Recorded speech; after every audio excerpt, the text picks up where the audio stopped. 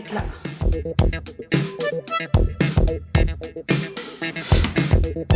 చూసారా ఎంత ఫాస్ట్గా అయిపోతుందో.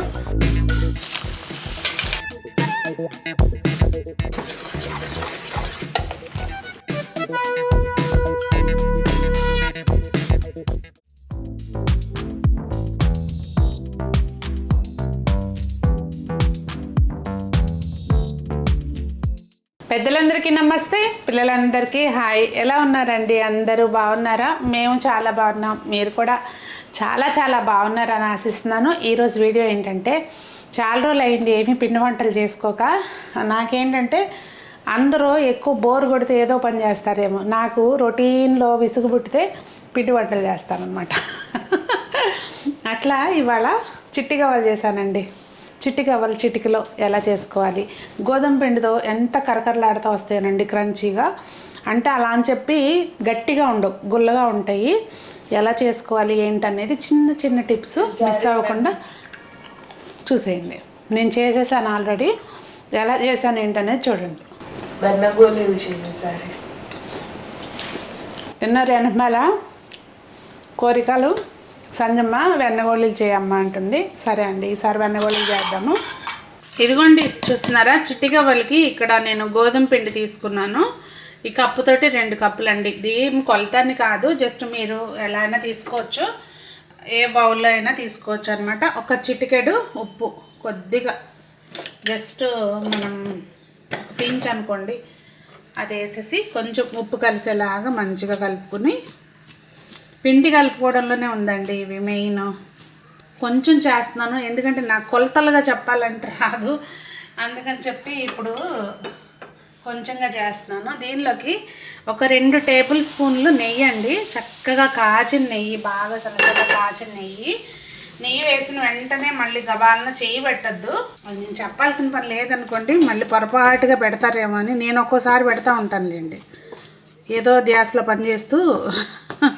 ఎప్పుడన్నా చేస్తూ ఉంటాం కదా, అది సహజం మన ఆడవాళ్ళకి. ఎంత ఎప్పటి నుంచో పనులు చేసిన వాళ్ళమైనా కానీ అదంతా సహజం. చక్కగా అలా ముందు ఒకసారి గరిటెతోటి కలుపుకున్నాక అప్పుడు కొంచెం వాటర్ పోయక ముందేనండి బాగా పిండిని ఇట్లా మంచిగా మనం వేసిన నెయ్యి అంతా కూడా చక్కగా మిక్స్ అయ్యేటట్టుగా పిండిని కలుపుకోవాలన్నమాట. అప్పుడు మొత్తం పిండి అంతా చక్కగా గోరువెచ్చగా అయిపోతుంది. వాటర్ పోయక ముందే చక్కగా మిక్స్ చేసేసుకోవాలి అంతట్లోకి. చూసారా ఇట్లా కొంచెం, అంటే మనకి మనం వేసింది కరెక్ట్గా సరిపోతుంది, గుల్లగా వస్తాయి అనేది మనకి ఇట్లా తెలిసిపోతుందండి. ఇది ఊరికి ఇట్లా ముద్ద చేయగానే జారిపోయింది అనుకోండి, అలా లేకుండా అందులో మనం వేసిన ఆ నెయ్యి కానీ, నెయ్యి లేకపోతే రిఫైండ్ ఆయిల్ అయినా కానీ కాచి వేసుకోవచ్చండి, కానీ పల్లి నూనె వేయొద్దు. ఇప్పుడు దీనిలోకి కొద్దిగా నీళ్ళు పోసుకుంటూ మనం పిండిని బాగా గట్టిగానే కలుపుకోవాలండి, మెత్తగా చేసుకోవద్దు, మళ్ళీ అంటుకుంటాయి.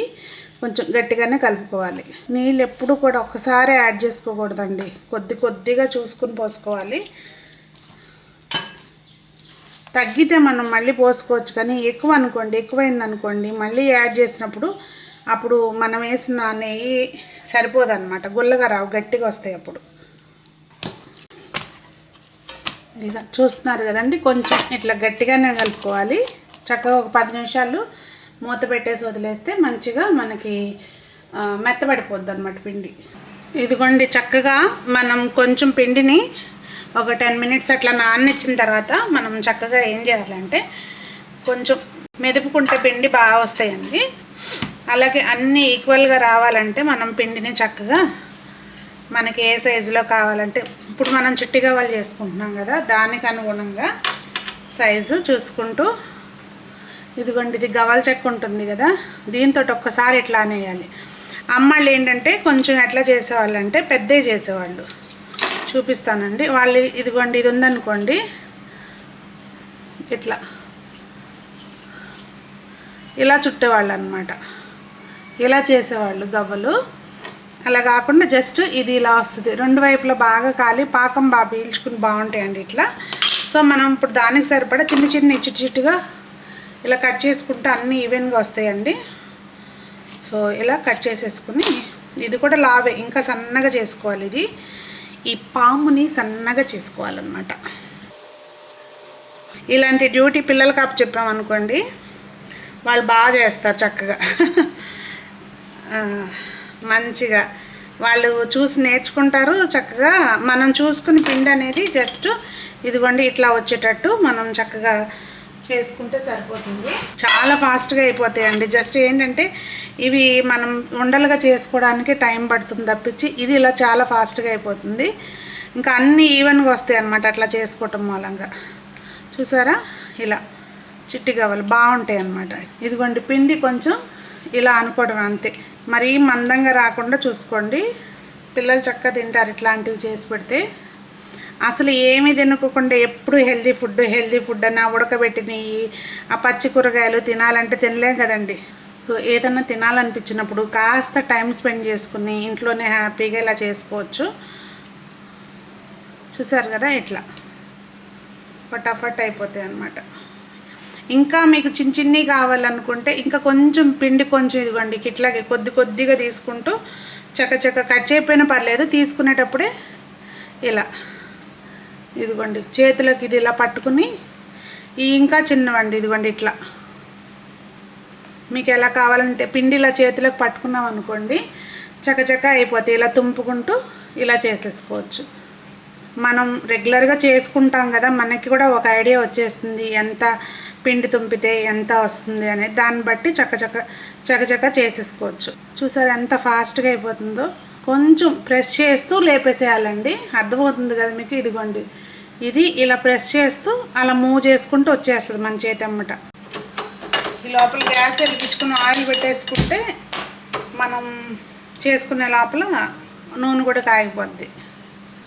నూనె చక్కగా కాగిన తర్వాత మనం చేసి పెట్టుకున్న ఈ గవ్వలన్నిటిని కూడా మూకుళ్ళకి వేసేసుకోవాలండి. ఇంకా ఫ్లేమ్ అనేది మీడియం ఫ్లేమ్లోనే పెట్టుకుని మంచిగా ఇవి డీప్ ఫ్రై చేసుకోవాలి. చక్కగా గోల్డెన్ బ్రౌన్ కలర్లో వచ్చేటట్టుగా మంచిగా వేయించుకోవాలండి. ఇవి ఏంటంటే హై ఫ్లేమ్లో పెట్టామనుకోండి ఊరికే మాడిపోయి చక్కగా లోపల నుంచి వేగవన్నమాట.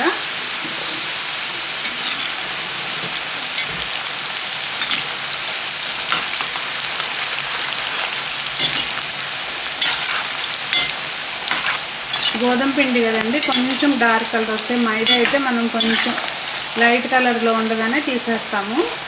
ఇదిగోండి చూస్తున్నారా, చక్కగా మనకి గోల్డెన్ బ్రౌన్ కలర్లోకి రాగానే వీటిని ఏదైనా చక్కగా వేరే బౌల్లోకి షిఫ్ట్ చేసేసుకోవాలండి. ఇదే మాదిరిగా మనం మిగిలినవి కూడా అన్నీ చేసుకుని చక్కగా ఇలా డీప్ ఫ్రై చేసేసుకోవాలి. బెల్లం అయితే మాత్రం ఇదిగోండి మనము దేనితోటైతే పిండి తీసుకున్నామో దాంతో 1.1 కానీ 1.5 కానీ మనం తినే తీపికి అనుగుణంగా వేసుకోవాలి. నేనైతే ఇక్కడ 1.5 వేస్తున్నాను. పాకం ఇంకా ఉడికినాక ఇలా కొద్దిగా వాటర్ పోసుకుని ప్లేట్లోకి చెక్ చేసుకోవాలండి.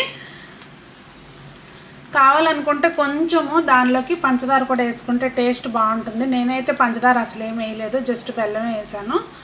ఇదిగోండి ఇలా పాకం ఇంకొంచెం ఇంకొక 2 నిమిషాలు జస్ట్ ఉండకొస్తే చాలండి. మరీ గట్టి పాకం సౌండ్ వచ్చేంతగా అవసరం లేదు.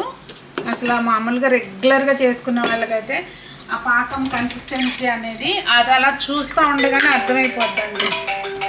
కొద్దిగా యాలకుల పొడి వేసుకుని ఇంకా పాకం అయితే వచ్చేసిందండి, తెలిసిపోతుంది నాకు వచ్చింది అని. ఇంకొకసారి ఫైనల్గా మీకు చూపించడం కోసం అని చెప్పి గ్యాస్ ఆఫ్ చేసేసి చూపిస్తున్నాను. ఇదిగోండి ఇట్లా వస్తే చాలు పాకం అనేది, చూస్తున్నారు కదా ఇలా. ఇప్పుడు దీన్ని అందులోకి వేసేసుకుని మనం వేయించి పెట్టుకున్న గవ్వలకి బాగా కలుపుకోవాలి.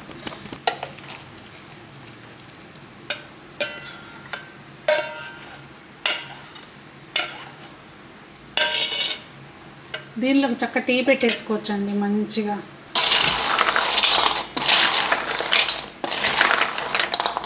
చక్కగా అన్నిటికీ పట్టేటట్టుగా మంచిగా కలుపుకోవాలి.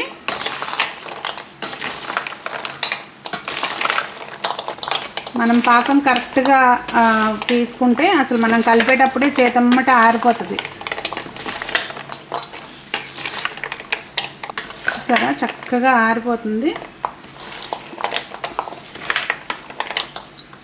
ఇగోండి చూసారా, మొత్తం అన్నిట్లా ఒక బాక్స్లోకి చక్కగా గాలాడకుండా పెట్టుకుంటే మనకు వారం రోజులున్నా 10 రోజులున్నా చక్కగా తినొచ్చు అనమాట. ఇవి నేను ఊరికే ఫోటో తీసుకోవడం కోసమని పైదాకా పెట్టాను అనుకోండి. తీసేసి ఇప్పుడు మళ్ళీ చక్కగా క్లోజ్ చేసుకుని పెట్టుకుంటే మనం ఎప్పుడు కావాలనుకుంటే అప్పుడు పిల్లలకు చక్కగా పెట్టవచ్చు అనమాట. పిల్లలకే కాదండి, మనం కూడా తినొచ్చు. చక్కగా డీప్ ఫ్రై చేసామన్న మాటే కానీ మిగిలిందంతా మంచిదే కనుక తినొచ్చు. రెసిపీ చూసారు కదండి, చాలా చాలా పర్ఫెక్ట్గా వస్తాయి. బెల్లం పాకంతో చాలా టేస్టీగా ఉంటాయండి. మెయిన్ ఏంటంటే మనం కరెక్ట్గా ఆ క్వాంటిటీ నెయ్యిని కలిపి పోసుకోవటంలోనే అసలు మెయిన్ టిప్పు, పిండి కలుపుకోవటంలో అంతే. ఇంకా వాళ్ళు ఒకసారి బెల్లం కలవట్ పడ్డారంటే అసలు పంచదార జోలికి వెళ్ళరు. అదంటండి. మాకైతే అండి ఇలాంటివి పిండ్లు కలిపిస్తే కూర్చుని ఉండలు చేయటమో, లేకపోతే నేను చేస్తానని తీసుకుని నేనైతే ఇంకా వాటిని పొట్లాలు చుట్టినట్టు చివరికి ఇక్కడ మొదలు పెడితే దీనికి లాస్ట్ వరకు రుద్ది పిండిని పొట్లం చుట్టినట్టు చుట్టేదాన్ని. మా అమ్మేమో ఎందుకు అన్ని చుట్లు చుడితే లోపల దొడకదే, అన్ని చుట్లు ఎందుకు చుడతావు అని. మనకేంటంటే అటు తిక్కల పనులు చేస్తేనే మళ్ళీ ఇంకోసారి చెప్పరనేది ఆ టైంలో అట్లా ఉండేది అనమాట. తెలివి, అతి తెలివి. ఇంకా ఎందుకో అప్పుడు పని అనేది అస్సలు ఇంట్రెస్ట్ ఉండేది కాదండి. ఏ పని చేద్దామన్నా దానికి ఏదో ఒకటి చేయటం తప్పించి నీకు ఎందుకు వచ్చిందే, నీతో మోగే కంటే నేను చేసుకోవటం బెటర్ అనేది మా అమ్మ. నేను చేసి పెట్టేదాన్ని మంచిగా ఉంటే చూడు ఇలా. సంజమ్మకేమో చేద్దామని ఉంటుంది కానీ చేయటం రాదు. అది ఎందుకు నేను అప్పుడాలు ఒడియాలు అవన్నీ ఒడియాలు చేసేటప్పుడు ఒడియాలు పెడతానమ్మ చక్కగా రోజు. విన్నారా? అప్పుడు అమ్మమ్మ ఉన్నప్పుడు అప్పుడు ఏంటంటే ఒడియాలు స్పూన్తో పోయటం, పిండి ఒడియాలు. అది చిన్న ఒడియాలు కూడా, చిన్న ఒడియాలు పెట్టడం నాకే సరిగ్గా రాదు. నీకు ఎట్లొచ్చు? సరే ఏదో చెప్తుంది కానండి, మాకు ఈ ఫైట్స్ ఇట్లా నడుస్తూనే ఉంటాయి. వీడియో ఏమనిపించింది, మీకు నచ్చిందా? ఇలాంటి పిండి వంటలతోటి అండి మనకి ఎమ్మటే ఏ పిండి వంట మొదలుపెట్టినా కానీ కనెక్ట్ అయిపోతాం అట్లా పేరెంట్స్కి కదా.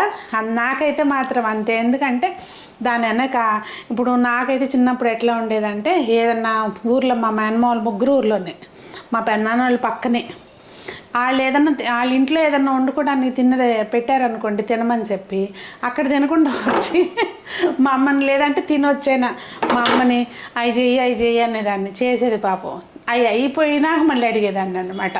ఒక వాయి కూడా వేసేదనమాట, ఒక రౌండ్. నువ్వు అక్షంతలో నువ్వు ఉన్నంతసేపు తినకోకుండా అయిపోయి నాకు చెప్తావేమే అని చెప్పి అట్లా మెమరీస్ అనమాట అవన్నీ. బోల్డ్ అని ఉంటాయి కదండి చైల్డ్హుడ్ మెమరీస్, మనకి మర్చిపోలేం. వాటితోటే లైఫ్ అలా గడిచిపోతూ ఉండాలి.